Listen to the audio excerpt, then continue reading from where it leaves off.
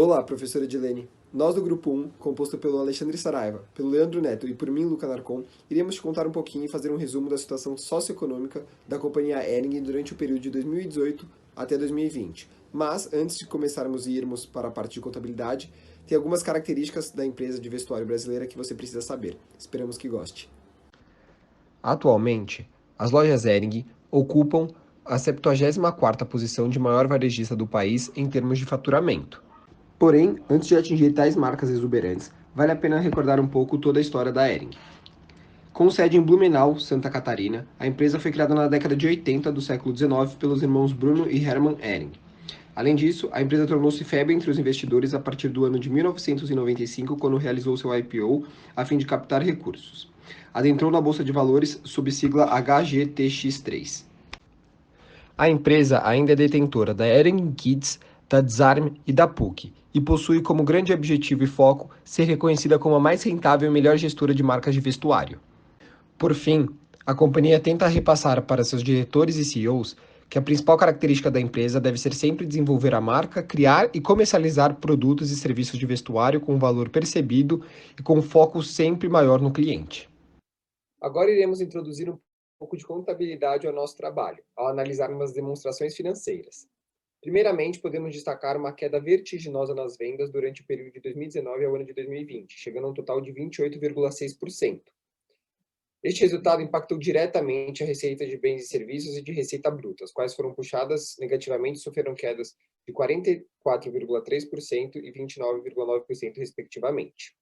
Tais resultados estão diretamente ligados à pandemia Covid-19, na qual a companhia sofreu com os lockdowns impostos pelas autoridades competentes, fazendo com que a Hering não conseguisse produzir nem liberar seus estoques para nossos clientes. Devido a isso, a empresa teve de contrair mais empréstimos e financiamentos junto aos bancos, o que é conferido pelos resultados da conta de despesas financeiras, que no ano de 2020 foi quase o dobro se comparado aos anos de 2018 e 2019. Por fim, como um ponto positivo, temos a valorização das ações da companhia em cerca de 59,7% na B3, o que é conferido pela conta lucro por ação. Para termos uma comparação, em 2020, o lucro para a empresa proveniente das ações passou da casa dos 342 milhões de reais, enquanto em 2019 o valor chegou à marca dos 214 milhões. A partir da análise da estrutura do balanço patrimonial, é possível observar que, mesmo com a pandemia, o número de ativos circulantes surpreendentemente aumentou na marca Hering. Do ano de 2018 para 2019, os ativos não tiveram um aumento significante. Em contrapartida, de 2019 para 2020, ano afetado pela pandemia, demonstraram um aumento de cerca de 15%. Analisando a DRE, podemos relacionar o aumento do número de ativos com os cortes de gastos em áreas de controle da empresa, como, por exemplo, na parte geral e administrativa. Tal controle pode ter sido impulsionado pela diminuição de vendas, diretamente relacionado com a crise instalada no começo de 2020. Ou seja, o aumento no caixa não está necessariamente relacionado com o aumento de vendas, mas sim com a diminuição de despesas administrativas e na parte de vendas. Com a eclosão da pandemia Covid-19, é natural que parte dos vestuários da marca sejam produzidos, mas não sejam vendidos devido ao fechamento do comércio, resultado da necessidade de diminuição de aglomerações. Na parte dos ativos circulantes, notamos que o estoque da empresa aumentou em 15%, e na dos ativos não circulantes é de se destacar o aumento de 161% de ativos realizáveis a longo prazo. A empresa registrou um aumento de mais de 320% em outros ativos circulantes, porém não especificados. Acreditamos que essa porcentagem pode estar relacionada com os empréstimos e financiamentos feitos pela empresa em 2020, em decorrência da pandemia. No que tange os passivos circulantes, podemos observar o aumento significativo em empréstimos e financiamentos, um valor 761% acima de 2019. Isso se deve pois a empresa contraiu mais dívidas no curto prazo, em comparação ao longo prazo, levando em consideração que no ano de 2020 a taxa Selic refletiu menores valores no curto prazo e maiores no longo. Com isso, pelo fato da Hering ter aumentado seu caixa, essa conseguiu contrair mais juros no curto. O desempenho da rede Hering totalizou cerca de 1,1 bilhões de reais no ano de 2020, valor 28,6% menor do que no ano anterior, reforçando a necessidade de empréstimos e financiamentos acima citados. Analisando o relatório fornecido pela empresa, é de se destacar a diminuição no número de investimentos, relacionado à abertura de lojas da Hering, à manutenção de seu parque industrial e melhorias na eficiência operacional. Ainda, enfatizamos que com a diminuição de vendas devido a eventuais fechamentos do comércio, não há necessidade para a manutenção dos investimentos realizados em anos anteriores. Como mencionado, o desempenho da Hering totalizou cerca de 1,1 bilhões de reais no ano de 2020, valor 28,6% menor do que o ano anterior. Para equilibrar as contas e amortizar os danos causados pela pandemia da Covid-19, a Hering planeja reter cerca de 240 milhões do lucro líquido de 2020, para fazer frente aos investimentos previstos pela companhia para o ano de 2021 e reforçar seu capital de giro. Analisando o demonstrativo de fluxo de caixa da marca de vestuários Hering, no ano de 2018, a principal fonte de dinheiro da empresa foi o caixa gerado nas operações. Além disso, observamos que neste ano a empresa não realizou nenhum empréstimo com instituições financeiras. Os principais destinos do capital levantado pela empresa foram para a aquisição de novos imobilizados intangíveis, pensando no crescimento e na necessidade de máquinas para fomentar o seu processo fabril, além de possíveis compras de softwares e patentes, para reforçar o comércio de sua marca. A tendência do fluxo de caixa nas operações é aumentar conforme os anos, visto que a empresa está realizando investimentos para manutenção e melhoria da marca.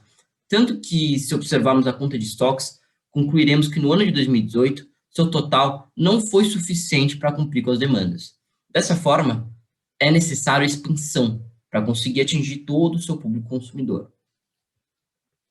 Em 2019, a principal fonte de receita da empresa também foi advindo do caixa das operações. Ainda, ressalta-se o aumento do capital de 11.228 nas atividades de financiamento, que diz respeito a um aporte importante de algum terceiro neste ano. Em contrapartida, os principais usos do dinheiro se referem ao compromisso no pagamento aos fornecedores, no valor de 20.901. E no que tange às atividades de financiamento, podemos observar um aumento em 770% na alienação de ações de tesouraria e o recebimento de 23.247 na transferência da posse de fatores de produção. Em 2020, a Hering captou dinheiro principalmente através de um empréstimo de R$200 mil, já que em decorrência da pandemia do coronavírus, seu caixa gerado nas operações sofreu uma redução de 78%. Seus principais usos de dinheiro foram para a compra de estoque, compra de imobilizado, intangíveis e pagamentos de juros de empréstimo.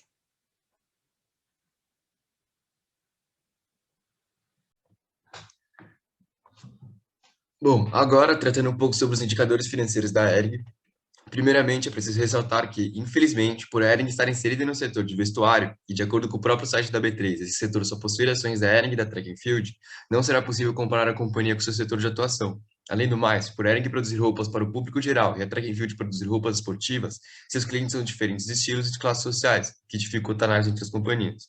Dessa forma, analisaremos os indicadores da Hering do ano de 2020 com o ano anterior de 2019. Tendo em vista a liquidez, mais precisamente a liquidez corrente, é possível perceber que ela diminuiu em mais 5%, motivo esse causado pelo empréstimo feito pela Hering para cobrir os gastos com a pandemia do coronavírus. Pelo mesmo motivo, o endividamento da empresa aumentou, saindo de 21% em 2019 para 30% em 2020. De fato, a crise por causa do vírus trouxe efeitos negativos para a empresa. Além dos já citados, a margem bruta e, em consequência, a margem EBIT e EBITDA sofreram perdas consideráveis de 2019 para 2020. Em relação à margem líquida, é legal apontar que a Hering não sofre muito com despesas operacionais de vendas e com juros, já que a margem bruta e líquida da empresa são bem próximas, percentualmente falando. Quanto aos indicadores de atividade, houve um salto considerável no número de dias de prazo de estocagem e de pagamento a fornecedores. Fato esse que pode complicar a empresa no médio prazo, pois aumentando esses prazos, o ciclo financeiro também é aumentado, fazendo com que a empresa necessite mais capital de giro para manter suas ações.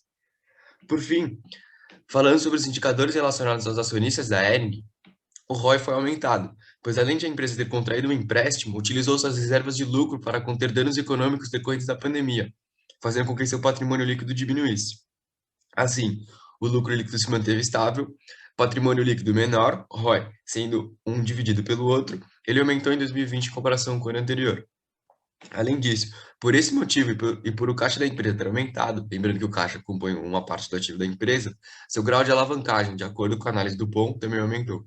Para concluirmos nosso vídeo, é importante ressaltar que a saúde da empresa é boa, já que mesmo tendo contraído um empréstimo durante a pandemia, ele foi de baixo custo comparado ao valor patrimonial da Hering e foi também o primeiro em anos.